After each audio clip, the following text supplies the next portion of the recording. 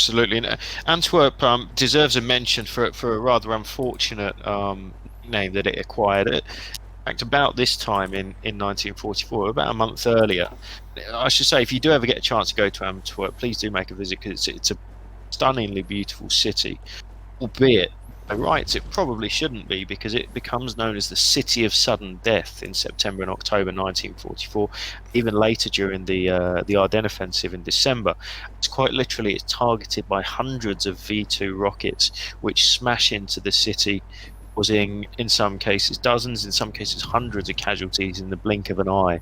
One that really springs to mind being the a V2 that lands in December, the day of the Ardennes offensive is launched, lands on the Rex Cinema part of town, which has got about 1,000 people in it watching, from memory, a version of the film The Plainsman. And the V2 actually hits the balustrade, the mezzanine, explodes, killing 560 odd people, hundreds of British servicemen. It's a really unique location. If you ever go to the main military plot in Antwerp's, I think it's called Schoenenfeld Cemetery. Entire cemetery is covered not only by people who die the same day, but people who die in the same split second. I think I think that's something that's, Antwerp, like London, is one of that member of that very small and very tragic club of the small amount of cities in the world that have come under ballistic missile attack, and we do really need to remember that that's what the V2s essentially were. This was modern weaponry in that war. Now, how much of an impact could it ever have really had on the face of World War II? Well, probably not a lot. But in terms of the impact on individual lives, I mean, as you say, it was an enormous thing. Yeah, a huge thing, and London. We should spare a thought for London and a number of other cities that suffer that same fate during the Second World. Worth mentioning, a few cities quite fortunately managed to escape it. And whilst we're looking at Normandy now, I think Paris is still fairly safe. Zoom in to that level, it looks like it's safe as in the fact that it's in German hands. Yeah, But yeah. actually, by the Paris is doing time all the right for itself. It's in German hands. It's not really yeah, serious damage going on. well, it's in good nick, and historically, it was still in good nick after it was taken over by the Allies. Really, thanks to the historical foresight of a man by the name of von Choltitz, who was the German commander of that city.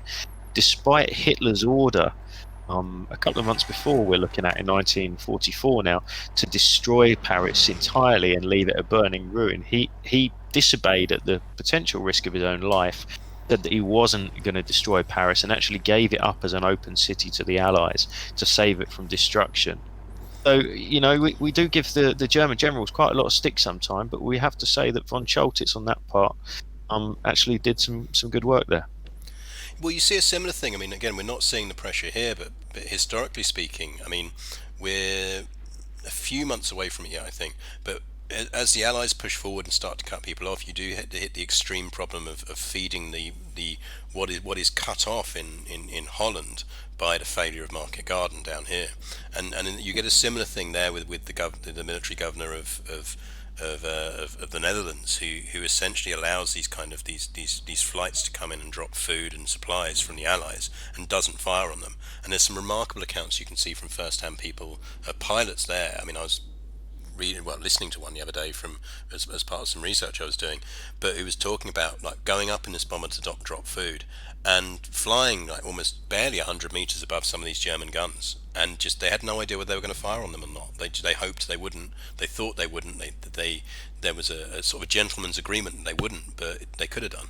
And so, like you say, I think it's worth remembering. It's also worth emphasising that in real terms by now, there was a big push to try and work out how, for a lot of the German generals, were looking west and working out how you make sure you surrender as much of your army and your civilians to the Allies in the west rather than the Soviets in the east.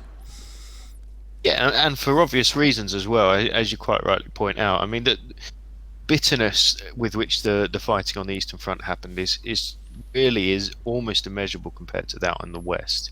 Not to say that the West wasn't very tough fighting. In certain instances, it was incredibly tough fighting. The total war that we saw exercised on the Eastern Front was just like nothing that the world had seen up until that point. And it's no surprise that when the Germans swept out with that first outward part of the tide in 1941-42 caused millions and millions of deaths. It's no great surprise that when the Russians came back in 1944-45, they were willing to pay it back, and in some cases pay it back 2 or 3-fold. Well, I mean, what we're seeing out, it's worth looking here, is Mordred has secured his oil. He's managed to keep hold of his oil. But I mean, while you've been talking, I've been counting up tank divisions here, and I strongly suspect he does not have anywhere near as many tank divisions as he started this campaign with. And I do wonder whether that's gonna really make him suffer at the end. Armor is so important. If he still has these ambitious plans, I'm absolutely still loving the fact that he has on the map here his decision to eventually drive for Moscow. Which, I mean, I think even historically speaking, by this point, even Hitler would have agreed that maybe Moscow was a bit unachievable. Yeah, well, possibly not Hitler, but I think the rest of the world might have done. Yeah, absolutely. It was. But you make a good point about the tanks. I think, in truth, it's those real linchpin units, the elite firefighter units, which are the ones that Mordred really wants to hang on to more than anything else. You can afford to lose an infantry division here or there, but you lose one of your real prime units, which is going to be damping out those fires as they spring up. I think that's potentially going to have real long-term consequences.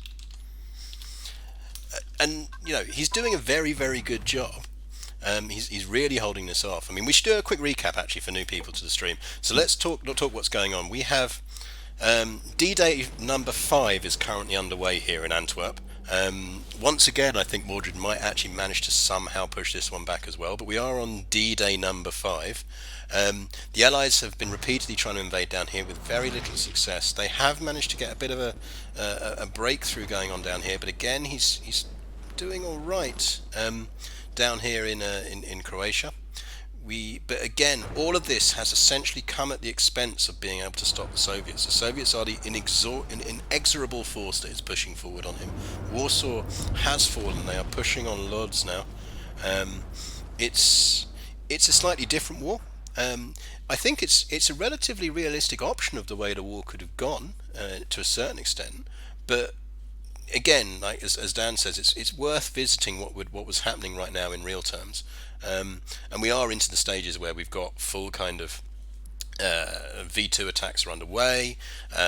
In real terms, Hungary is under real pressure here. In real terms, Budapest would be under enormous pressure. We're starting to see that push in now. We're starting to see that push in, and I do wonder actually here whether Budapest will suffer. Historically, Budapest comes under enormous pressure to deal with things. If you've never visited Budapest, you absolutely should. It's an incredible place. It's an incredible city, but it really, really suffered to a certain extent as being somewhere that they were looking to try and hold out and defend.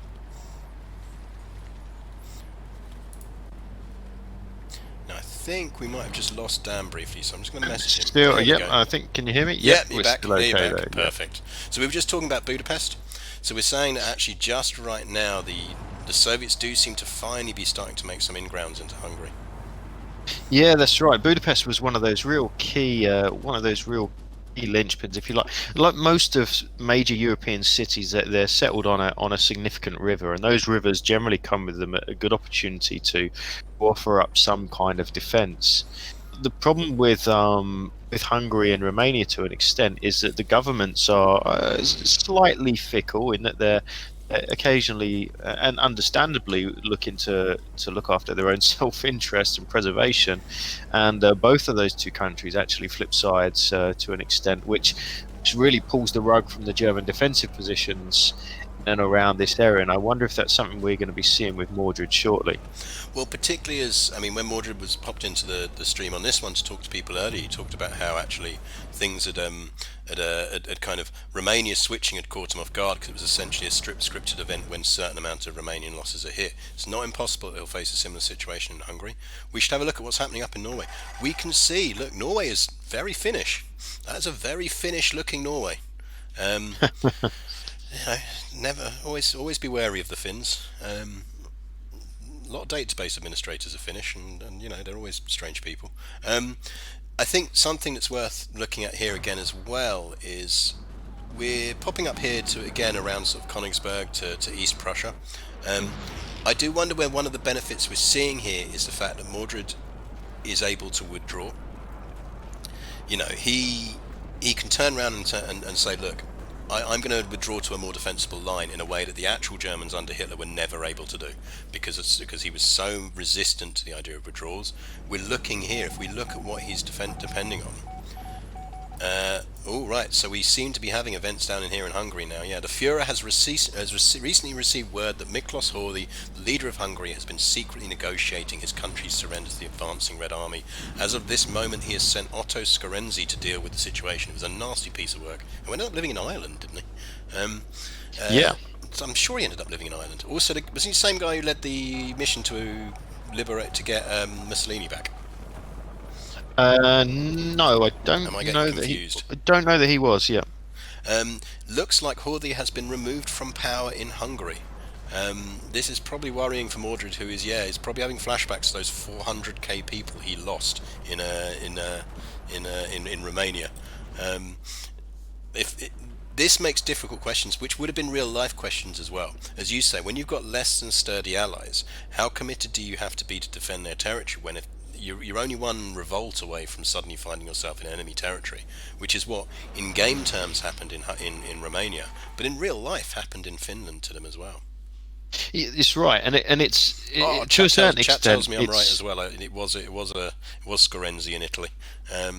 Saying that's right. Yeah, I mean, make a good point though in terms of having an ally that potentially isn't fully invested in a defense, and it's actually a lot worse than it seems. In that it's not like you can give them a 50-mile stretch of line and just hope that somebody is gonna contain that and continue to do that job. If all of a sudden that ally is no longer an ally, you're then left with a 50-mile hole in your line, which can potentially be a really significant problem. So as the Germans started to lose faith in the solidity of their allies, they start having to group their own troops together in case that was to happen. Because the last thing they want is a 50-mile hole in the line, resulting in 200,000 or 300,000 troops being cut off and encircled, which they very much cannot afford at this stage in the war in Europe. And it's worth pointing out that that's been a thing that people have had to deal with throughout history. I mean, you and I, we're not, it's not just World War II that kind of both of us have things to talk about and do with. And Waterloo is a similar thing. We won't talk about it here, but the Allied forces in inverted commas at Waterloo have to do an awful lot of kind of spreading British troops among other troops because they're worried about the troops that formerly fought under Napoleon that are now on the side of the British and the Prussians. It does look like, by the way, that we are seeing the end of D-Day number 5. I look forward to seeing where D-Day 6 eventually spawns. We can probably actually have a look. Let's see what the Allies are planning right now. It's probably a good time to see it. They're continuing to send a lot of people over to Jersey, which to a certain extent makes sense. It is enemy territory, or was enemy territory, and they can reinforce it. The Brits still have plans for more invasions up in Italy, which is worth noting. Sierra 72, thank you very much for subscribing. That is very much appreciated. That is really good of you. You're too kind with your Twitch Prime subscription. Let's have a look what the Americans are up to, because so far we can see there's a force of 27 Americans coming over here. So the American fleet is still doing American fleet things. It's again worth emphasizing, by the way, that we're really focusing on Europe here. There is the whole of the Pacific going on, but it's a VE day stream. We're concerned with that. It looks like the Americans are marshalling for D-Day 6. Are we up to now? Would be D-Day 6, I think. So I mean, you have to admire the Americans for their persistency. You might wonder if they might want to switch up the tactics slightly and perhaps reinforce a bit heavier. But we're at the very least, the Germans are still being tied down in Western Europe, which, although ideal, is actually probably achieving more on the Eastern Front than it is on West, because those divisions are now becoming a real prime commodity for the Eastern Front. And something we should focus on here, I mean, I think it is really emphasizing that this area, the kind of the Romanian area, down in this kind of territory, is really kind of the prime battlefield. Now, Mordred said earlier when he popped into the stream, he rightly pointed out that he saw Romania as critical because of the oil, the fuel. It's all about the fuel. we can see now that he even took the Ploesti oil fields under direct German control rather than giving them to Bulgaria. But if we look, those borders are under threat now. You know, he's holding them off at the moment, but the Soviets have continued to press in this area. They are continuing to press into what is Romania. That pocket there of territory is absolutely critical to Mordred here. It's critical to the Germans. It was in real life as well. If they lose this, this is so much of their fuel output. That is a lot of panzers that are going to start coughing and running dry. Hungary is starting to come under pressure. We can see that the Soviets are making a big push. This is their offensive lines, by the way. You can see where the Soviets are seeing themselves as needing to get to, and they really are pushing down around here. If we head into here, the Soviets are well and truly into Poland now. We have the battle for Lodz going on here. We're getting into range as well of Poznan. Now, Poznan's one of those fortress cities, isn't it, Dan, that you were talking about earlier? It is indeed. Poznan is in fact the archetypal example of a fortress city, and really just a terrible, from the German army's perspective, a terrible waste of troops. Poznan is not a necessarily defensible position. It's not something that needs to be held. The German army really have a trade-off with at this period of time is either hanging on to Poznan or keeping a sizable number of their troops in a position where they can fight coherently together. It's this kind of situation where people like Adolf Hitler managed to assert themselves. And in fact, by this point in the war, it's worth pointing out that Hitler has instituted a new order, which means that any movement above divisional size for any troops, either advancing or attacking, has to be personally confirmed and agreed by Hitler himself. And this is a thing that actually he'd been very good at not doing at the beginning of the war. One of the early German successes had been from the fact that they built on this principle that the German command system was built around officers having the ability to take initiative and do things. One of the things I always love, you know, in terms of stuff, is a really good example of if you're ever trying to explain how the German military command level worked early on in the beginning of the war. Someone wants to explain it to me using Greg's sausage rolls, which is they said that German officer training was the principle was that if your commander turned around to you, if I turned around to you, Dan, and said, go get me a Greg's sausage roll, and you went to Greg's and Greg's were out of sausage rolls, and you came back to me with a steak bake, in the British Army in 1939, that would have been disobeying an order, and you'd have been penalised for it. In the German Army in 1939, you'd have been told, why didn't you get me a sausage roll? And if you'd said, because there were no sausage rolls, you'd have been commended, because you'd showed initiative. And I think it's a really good example of how that worked. And I think Hitler really handicapped his army by taking away that ability to be flexible later on. Yeah, I've got to say, amongst other things, I absolutely love the sausage roll analogy. I'm going to be using that on my next battlefield tour without a doubt. That's brilliant. And secondly, I think you make a very fair point. I think possibly one thing that underpins a lot of this is that big change up post the 20th of July 1944, the attempted assassination of Hitler. We should actually just stop to point out here, sorry, that Mordred has a problem here. That's 8 divisions that the Germans have just pocketed in Lodz. Well, potentially a good example of actually just how things like this did work out. Now, gives us a good example to see what the impact of losing eight solid divisions in a particular section of the line might achieve. Well, I think he's pushing in on it now. I mean, you can see that he's desperately trying to relieve it from all around, and he might succeed in that. I mean, but the Soviets are losing that. But I mean, this was actually part of a key part of kind of the push that went on with this. I think, is it? I'm terrible with my Russian names, and I apologise for it in advance. Is it Rokossovsky? It's one of the key generals in this. Rokossovsky, yeah, one of the key marshals of the Soviet Union, who incidentally lives or fights under a pretty serious cloud. In fact, I believe a suspended sentence of death for a period of time. Well, because he's essentially imprisoned as part of the early purges. He loses all his teeth, or a significant amount of his teeth.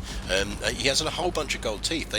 When it comes down to it, they almost literally break him out of prison. You know, they turn around and go, look, we decided we really desperately need you, so we want you in charge. Thank you very much for the subscription. You are too kind. Gift subs. You are too kind. Thank you very much, Sophie Leanne. Thank you for gifting subs. But yeah, he basically has gold teeth. He has gold teeth, and he turns out, I mean, by my reckoning, he is what? Not first, but he's second, third, fourth, maybe best general at their fielding by the end of the war.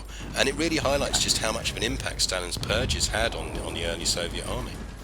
Absolutely. I mean, you've got a number of you've got three real major contenders at this point in the war, controlling the first and second Ukrainian, the first Belarusian front, who are of course Rokossovsky, and then marshals Ivan Konev and Georgy Zhukov. That's the most famous of them all.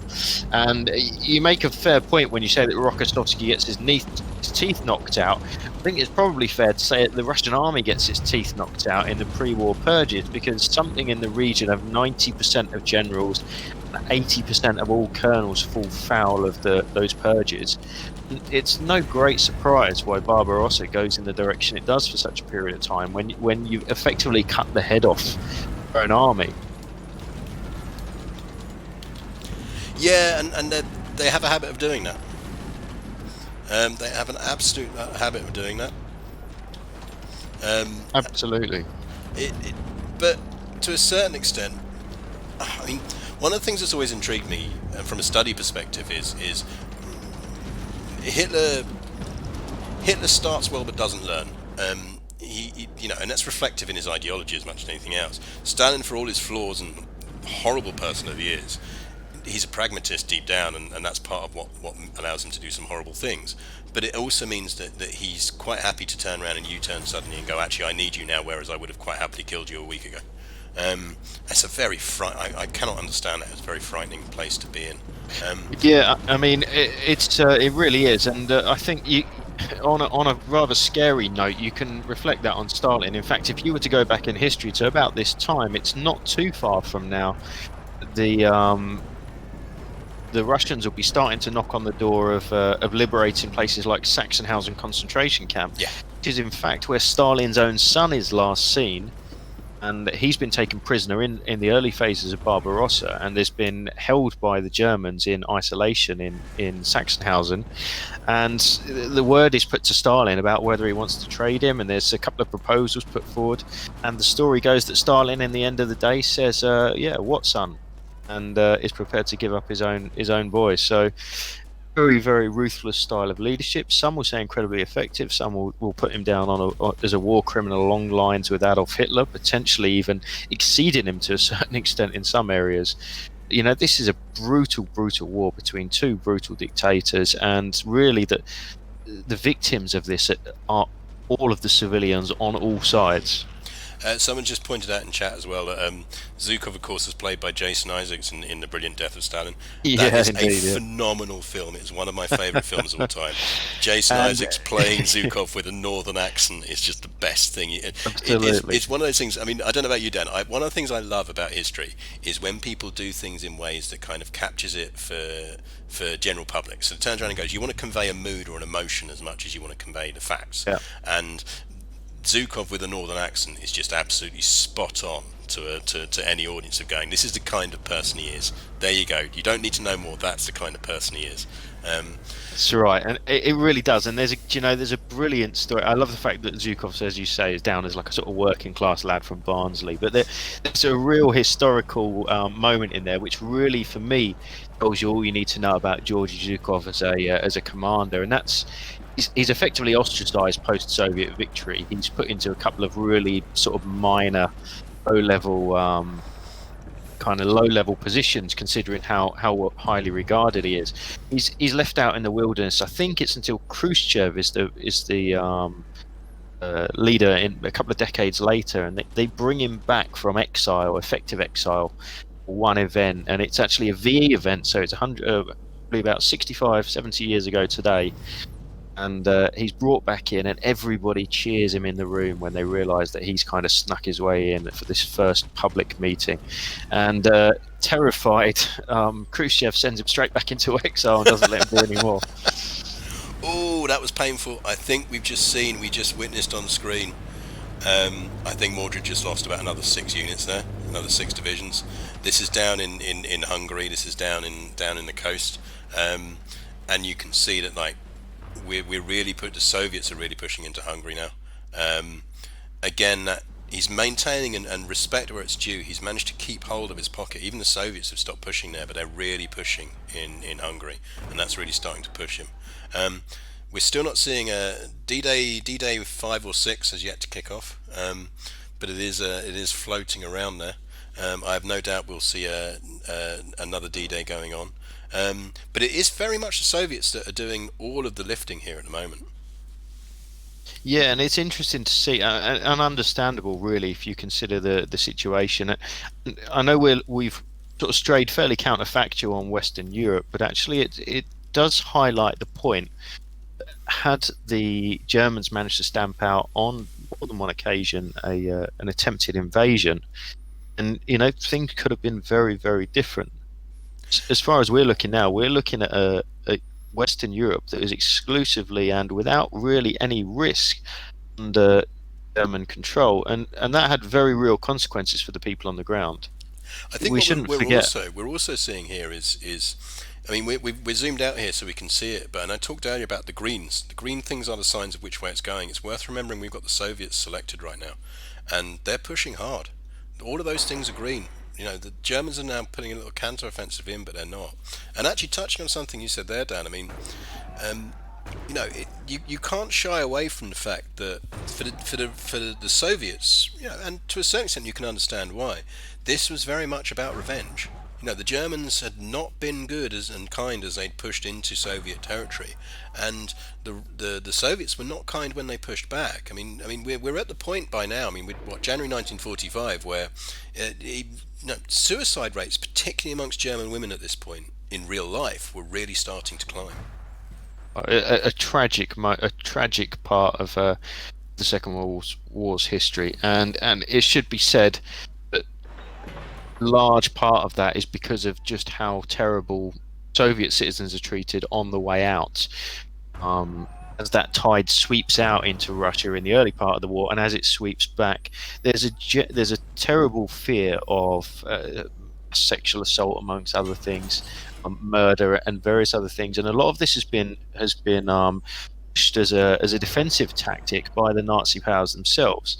And the idea has been put forward. Well, if you don't want your women to be assaulted and violated, then you need to fight a bit harder on the front lines. And that But becomes a that's a huge part of the terrible moment in propaganda, doesn't history. it? It becomes a Yeah. few part of the propaganda. You see it on the other side as well, with the Soviet posters really push. They push the Germans as these kind of these beasts, these wolves. Um, it's a crazy thing to do. We're seeing Mordred's up the speeds here, I think, because he knows that he's got his battle lines flicked, and he's trying to fight out what he can fight out. But we can see here already that this push into Hungary is happening, and what we're actually almost getting, kind of ahistorically, but weirdly historical as well, is there's a real risk here that he's going to lose an enormous amount of troops in Romania. He managed to hold it for so long, but because the Soviets have managed to pop into Hungary, they're really cutting them off. They're really cutting them off. Um, it's they're struggling here, and if you count up how many divisions are here, if we zoom out, we'll start to get to. There are 33 German divisions currently in what was formerly kind of Romania. They are at serious risk here of getting cut off, and that's an enormous loss if it happens. Yeah, a real big problem. And it's interesting because although we're not looking at the exact historical location, we are, if you flip this map upside down, looking at almost the same situation, because actually what we're looking at south is what actually played out to Army Group North in about the same period of time, and they risked being trapped against the Baltic Sea with very little chance. And what we see has now become the choice is either to withdraw and give up that territory and try and save a big chunk of those 33 divisions, or to fight on and continue to tie up those Soviet divisions. So this is a real key moment. And like you say, it highlights that the geography may be different, but the tactical and strategic issues remain absolutely the same. How much do you hold and how much do you defend? But at the same time, you risk losing everything by holding on to stuff. Yeah, and if Mordred is not careful, he's going to end up losing all 33 of those divisions. And what does that then change? Because the Germans are already in a really terrible state, and losing 33 divisions out of your line of battle is not going to be improving anything at all.